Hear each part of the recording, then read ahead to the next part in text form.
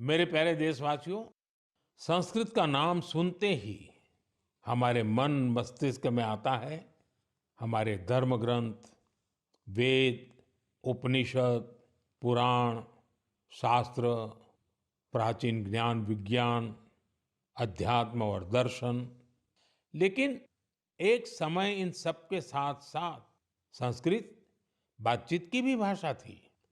उस युग में अध्ययन और शोध संस्कृत में ही किए जाते थे। नाट्य मंचन भी संस्कृत में होते थे।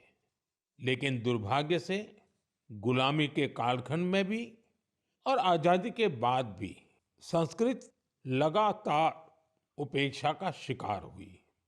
इस वजह से युवा पीढ़ियों में संस्कृत के प्रति आकर्षण भी कम होता चला गया। लेकिन साथियों, अब समय बदल रहा है, तो संस्कृत का भी समय बदल रहा है। संस्कृति और सोशल मीडिया की दुनिया ने संस्कृत को नई प्राणवायु दे दी है। इन दिनों कई युवा संस्कृत को लेकर बहुत रोचक काम कर रहे हैं। आप सोशल मीडिया पर जाएंगे तो आपको ऐसी कई रील्स दिखेगी जहां कई युवा संस्कृत में और संस्कृत के बारे में बात करते दिखाई देंगे। कई लोग तो अपने सोशल मीडिया चैनल के जरिए संस्कृत सिखाते भी हैं।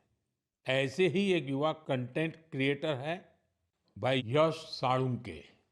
यश की खास बात यह है कि वो कंटेंट क्रिएटर भी है और क्रिकेटर भी हैं। संस्कृत में बात करते हुए क्रिकेट खेलने की उनकी रील लोगों ने खूब पसंद की है। आप सुनिए।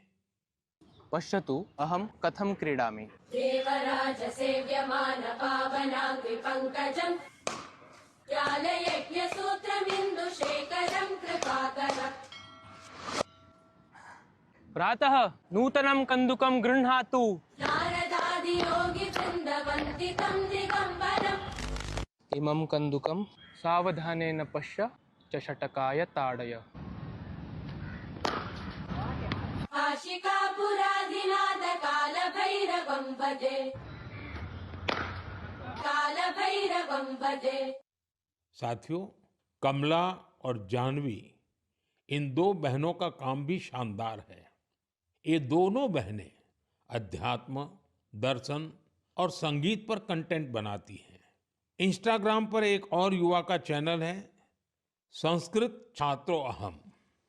इस चैनल को चलाने वाले युवा साथी संस्कृत से जुड़ी जानकारियां तो देते ही हैं, वो संस्कृत में हास परिहास के वीडियो भी बनाते हैं। युवा संस्कृत में ये वीडियो भी खूब पसंद करते हैं।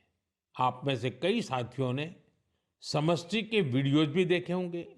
समष्टि संस्कृत में अपने गानों को अलग अलग तरह से प्रस्तुत करती है।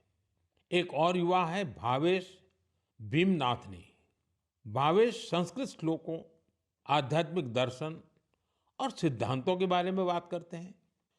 साथियों, भाषा किसी भी सभ्यता के मूल्यों और परंपराओं की वाहक होती है।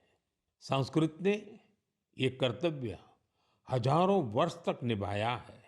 ये देखना सुखद है कि अब संस्कृत के लिए भी कुछ युवा अपना कर्तव्य निभा रहे हैं।